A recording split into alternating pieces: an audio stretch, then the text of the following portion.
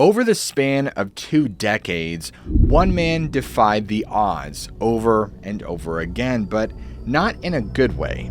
This man seemed to have the worst luck whenever it came to one of the most dangerous events in the world, but somehow he was able to endure the same misfortune again and again. Misfortune that even shockingly persisted for him after he was buried, as you could tell by this photograph. But he isn't the only person to have experienced this. In fact, another man lived an even more dramatic version of these same events, a lifetime which you might say is quite shocking. You won't want to miss this one.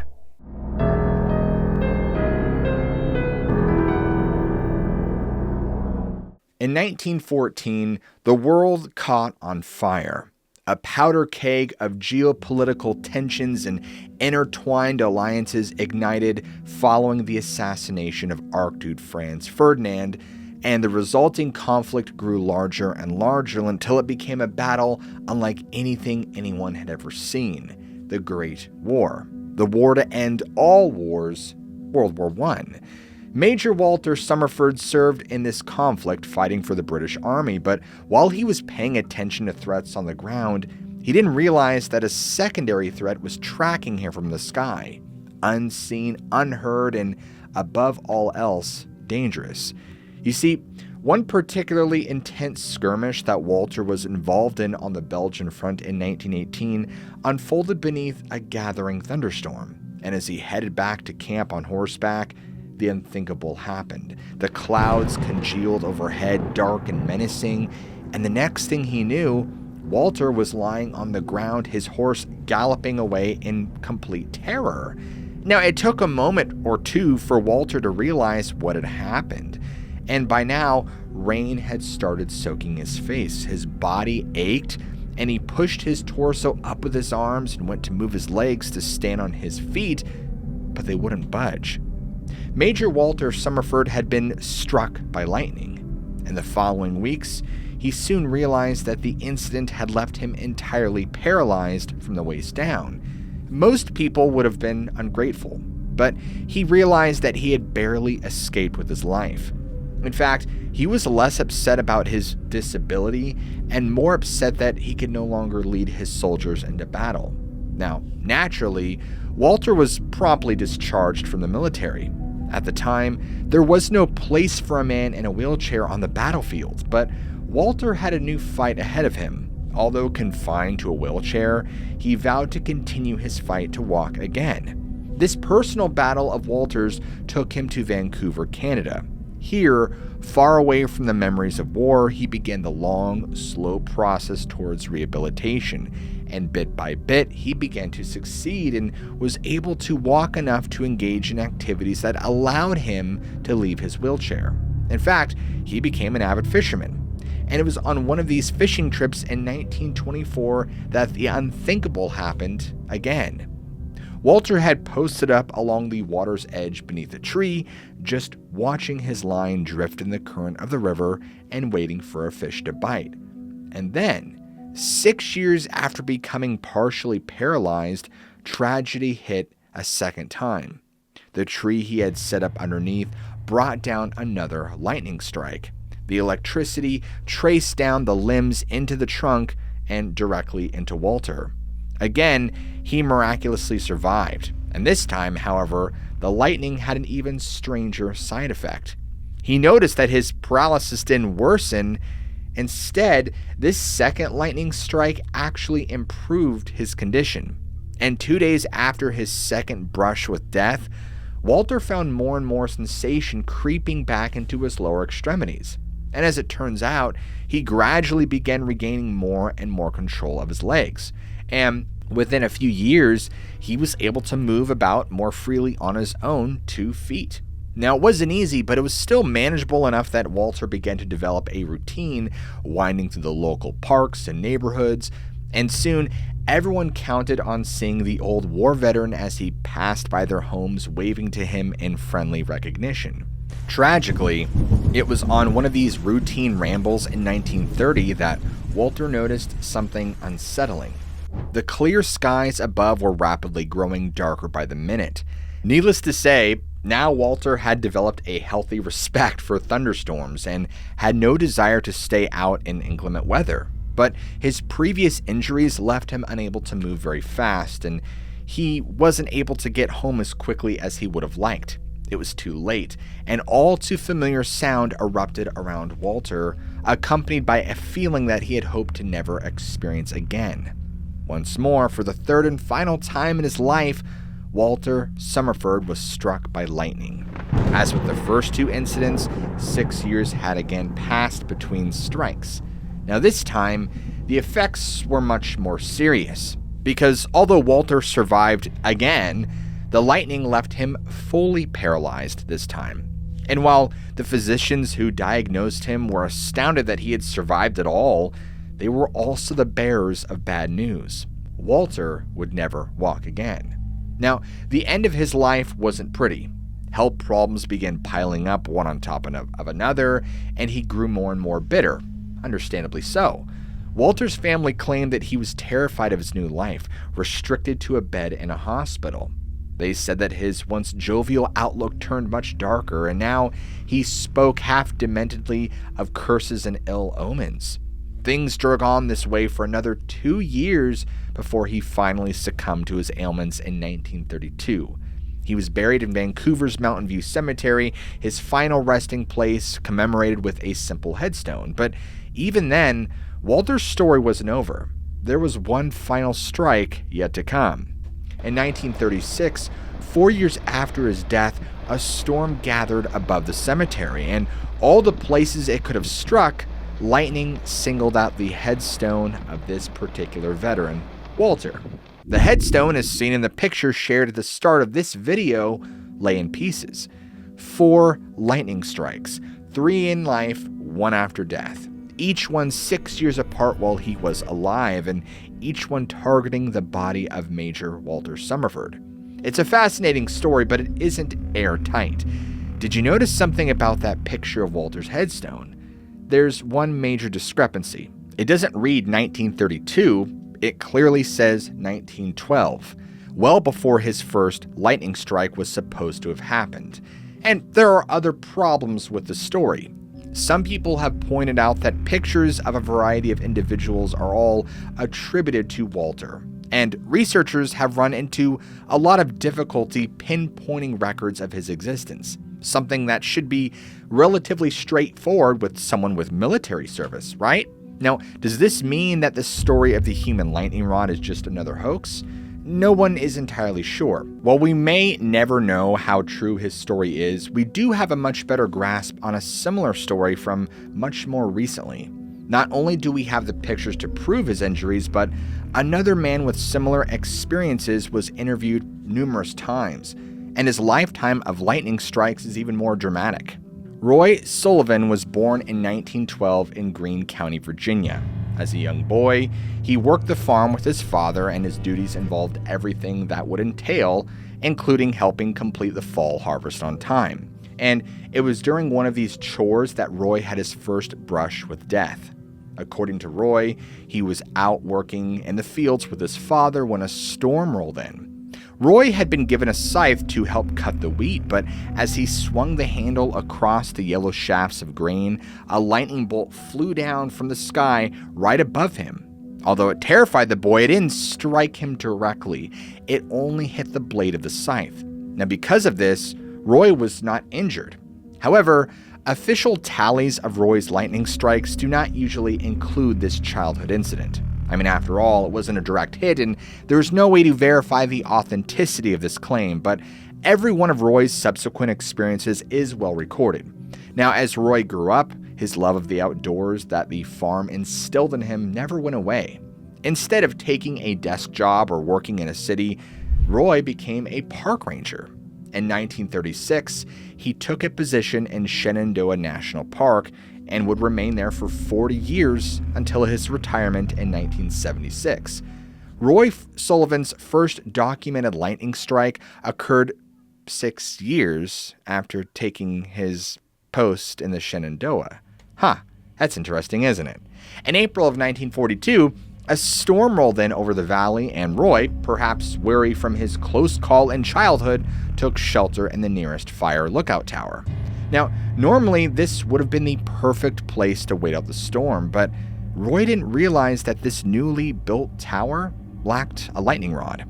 Now, because of this, the tower had already been struck 7 or 8 times since its construction. And while hiding inside from the storm, Roy was there for the 9th strike. A bolt came down from the clouds and scored a direct hit on the fire lookout tower, setting the entire thing ablaze. And now, Roy is faced with a terrifying proposition: stay in the tower and burn, or risk his luck in the thunderstorm. He later said that fire was jumping all over the place, so the choice was pretty easy. Now, he bolted down the stairs as fast as he could, the flames licking his heels as he went, and only a few feet after reaching relative safety of the ground, a second lightning bolt struck. This time, it was a direct hit to his body. Now, most of the injuries he sustained concentrated around his left leg, which was left with a half-inch burn. The lightning coursed down his leg before exiting through his big toe, leaving a hole in his boot. This was only the beginning of the journey for the man who earned the nickname the Human Lightning Conductor, because nearly 3 decades later, this activity would only increase. In July of 1969, Roy was traveling along a mountain road in his truck when a storm had gathered. Normally, an automobile is one of the safest places to be in a thunderstorm. Between the rubber wheels and the way that the body of the vehicle acts like a Faraday cage, even a direct hit typically fails to harm anyone inside.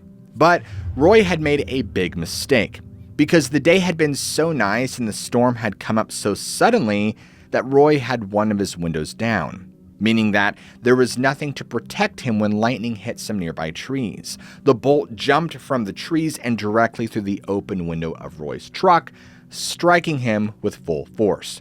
This time, Roy lost consciousness. When he came to, he found that his truck had simply rolled to a stop just before it would have tumbled off a nearby cliff. He had barely escaped death. Now, this second lightning strike claimed Roy's hair, eyebrows, and eyelashes, all of which had been burned off.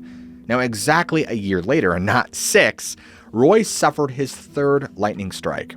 This time, he was standing in his front yard when a bolt hit a power transformer nearby, and as with the incident in his truck, the bolt jumped from the transformer, following the path of least resistance, straight through Roy Sullivan. His injuries consisted of burns on his left shoulder. Now, thankfully, 2 years would pass uneventfully before he was struck again. And this time, Roy somehow knew it was coming. He would tell reporters about it with this unsettling premonition in early 1972. I'll tell you all something else. I dreamed in March that I'd be struck in April. I have a feeling I'm going to be struck again someday. I guess I'm just somebody who gets struck by lightning. Why would that be? Roy's predictive dream indeed came to pass on April 16, 1972. Roy was working inside a ranger station in Shenandoah National Park when a lightning bolt struck an electrical box and then jumped straight towards his head, setting his hair on fire again. Like any of us would, Roy panicked, trying to put out the flames, and he tried using his jacket to smother the fire, but it didn't help. In desperation, he ran to the bathroom and tried to use water from the sink. After discovering that he couldn't cram his head under the faucet, Roy's quick thinking allowed him to grab a towel, soak it as fast as he could, and pat out the flames on top of his head. So this 4th or 5th lightning strike changed Roy in a big way. He had always chalked the strikes up to bad luck, but now he felt different. He felt like he was somehow marked, that sinister forces were targeting him for death or for some dark purpose. The year of his 4th strike, Roy told reporters, I've tried to lead a good life. I've never been a fearful man, but I have to tell you the truth. When I hear it thunder now, I feel a little shaky. I do not think God is behind this. If he were, the first lightning strike would have been enough. I don't believe that business about when you're born either. But it wasn't just Roy's mood that changed, his behavior changed as well. Whenever he was driving and a storm would roll in, he would always pull the car to the shoulder of the road and lay down on the front seat, just trying to make the target of his body as small as possible until the weather improved. And Roy began to believe that lightning would single him out every time, even in a group of people. In addition to everything he was required to carry as part of his job as a park ranger, he also carried a can of water just in case another lightning strike were to set him on fire. Unfortunately, he was right to be paranoid. His 5th lightning strike, can you believe that, also occurred while on the job. On August 7th, 1973, he was patrolling the park when he spotted a storm cloud. Now, his healthy fear of thunderstorms sent him driving away as quickly as he could. After several minutes of driving, Roy thought that he had put enough distance between himself and the clouds to get out of his truck.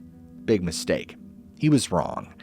Moments after exiting the cab, Roy Sullivan was struck by lightning once again. Unlike his other strikes, Roy was able to get a clear view of the bolt as it traced across the sky, singling him out like some sort of electric predator. He described the sensation of being struck. Ever been shocked real bad? It's worse. Ever been scalded?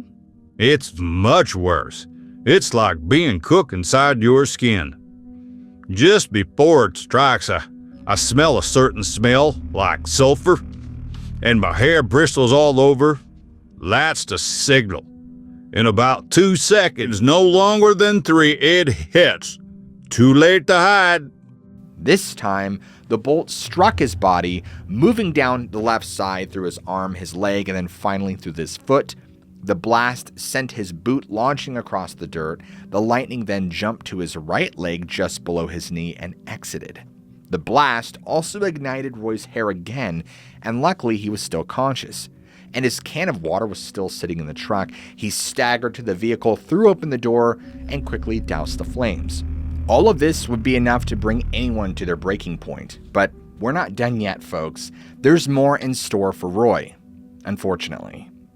Another lightning bolt hit Roy on June 5th, 1976. As had happened last time, Roy had spotted a cloud and tried to run away as quickly as he could, but on this occasion, Roy noticed something odd. Bizarrely, Roy said that the cloud didn't move like other clouds, that Roy swore to his dying day that this cloud followed him almost as if it was drawn to him in some unexplained way, or we might wonder as if it were intelligently controlled. At any rate, the cloud soon released a lightning bolt, and you know how this goes by now. It hit Roy, the lightning set his hair on fire again. And by now, plenty of other people had noticed Roy's bad luck too, like Robert Jacobson, the superintendent at Shenandoah National Park from 1972 to 1986, and reportedly said, a long-standing rule in the park was that if you see a dark cloud heading your way, get away from Roy Sullivan. Worse still, Roy noticed that others were noticing, and Roy would say, naturally people avoid me. I was walking with the chief ranger one day and lightning struck way off, and he said, I'll see you later, Roy. There's a restaurant on Loft Mountain that even if it's just overcast, they won't let me in. I can't blame them. Who wants to be near somebody that's all the time getting hit by lightning? I wasn't right in the storm all those times. Once I was a good 10 miles away, but if there's a single dark cloud in the sky, out will come a boat and get me. And in that same year, Roy retired from the National Park Service at the age of 64. The next year, he experienced his 7th official and final lightning strike.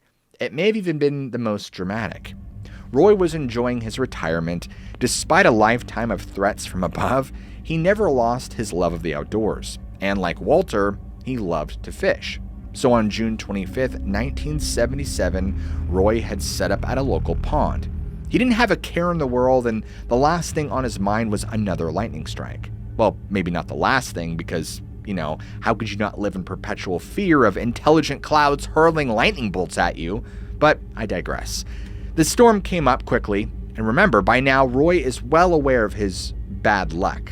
But before he can pack up and leave, the same thing happens. Lightning strikes him, traveling down his chest, setting his hair on fire, leaving burns all across his stomach and chest. Now, at this point, this experience is almost routine for Roy, but what happens next isn't. Roy naturally starts running to his truck, which is luckily nearby. But even though it's just a short distance away, he can't get there because you can't make this stuff up. A bear is blocking his way. So here's Roy. He's just been hit by lightning. His hair is literally on fire, folks. And somehow he has the presence of mind to do something that he's done every other time he's encountered a bear in the wilderness. He picks up a big stick and he rushes at the thing, smacking it a few times until it runs away. And after the bear retreats, Roy is free to open the door of his truck, retrieve his can of water, and put out the fire on his head. Now, needless to say, as wild as being attacked by a bear after a lightning strike seems, Roy Sullivan's entire lifetime is so unbelievable. So are there any holes in the story, or does it fall apart under closer scrutiny, just like the life of Walter Summerford? Well, as it turns out, all 7 of Roy Sullivan's lightning strikes were thoroughly documented by Shenandoah National Park Superintendent R. Taylor Hoskins. This means that each of his strikes has an official record to go along with it. Remember, some of these incidents happened while Roy was at work, so there's definitely a paper trail to follow in those cases. We also have extensive testimony from Roy himself, as well as ample photographic evidence of his injuries. While every lightning strike didn't necessarily cause the same amount of damage, at least some of the strikes left Roy scarred. In this photo, you can clearly see the gnarly scars on Roy's back from his strikes. These fractal patterns, officially called Lichtenberg figures, are also referred to as lightning flowers or lightning trees. They often manifest on the chest, shoulders, neck, back, and arms of lightning strike victims. Honestly, it's surprising that Roy's whole body wasn't covered in these patterns. I mean, remember, on top of those 7 official strikes, we have the incident from Roy's childhood with the lightning hitting the blade of the scythe. If we included that, Roy was struck by lightning a total of 8 times over his life. Now, you might be asking, what are the odds of that? Well, according to National Weather Service statistics from 2018, the last 3 decades have seen an average of 43 reported lightning fatalities each year. This represents only 10% of actual lightning strikes on people. The other 90% typically experience varying degrees of disability after being struck, with only a handful of people suffering no ill effects. When you put all this together, the odds of getting struck by lightning are exceptionally low. While exact estimates vary, the National Weather Service places the risk around 1 in 1,222,000 for any given year. Over a lifetime of 80 years, those odds increase to 1 in 15,300. But remember, Roy was struck 7 or 8 times over his life, depending on whether or not you count his childhood incident. These odds decrease even more when you consider that there was yet another incident not factored into Roy Sullivan's final tally. You see, Roy was almost struck a 9th time, believe it or not. Roy's wife was also struck by lightning. She had been putting clothes out to dry on the clothesline when a storm blew in and didn't get to the house in time. Roy was right beside her helping her hang clothes and narrowly missed another strike himself, begging the question as to whether or not he was the actual intended target. After that, he said, "When a storm blows up, I put my wife and 3 kids in the living room and go off by myself and sit in the kitchen scared." Needless to say, a lifetime of being hit by lightning took its toll on Roy. Not only did he fear to be around his friends and family outdoors, but the psychological toll was even worse. Roy passed away by his own hand on September 28, 1983. He was 71, and he left behind a strange legacy, going down in the Guinness World Records as the record holder for the person struck by lightning more recorded times than anyone else in history. Today, his legacy lives on. His story has inspired art, from music to video games to movies and documentaries, And you can see 2 of his park ranger hats still bearing the burn marks from his many strikes at the Guinness World Exhibit halls in New York City and Myrtle Beach, South Carolina. And because all of you watching have reached the end of this episode, I want all of you to comment down below, leave a comment that says "shocking" underneath this video, so that way I'll know which of my viewers made it to the end and which of you didn't. And if you guys enjoy more stories and cases like this where we deep dive into stuff that's just weird and sometimes supernatural and sometimes mysterious and sometimes both, then what are you waiting for? Slap that like and subscribe button like there's no tomorrow, and never forget, I love you all, keep an open mind, and I'll see you all in the very next episode.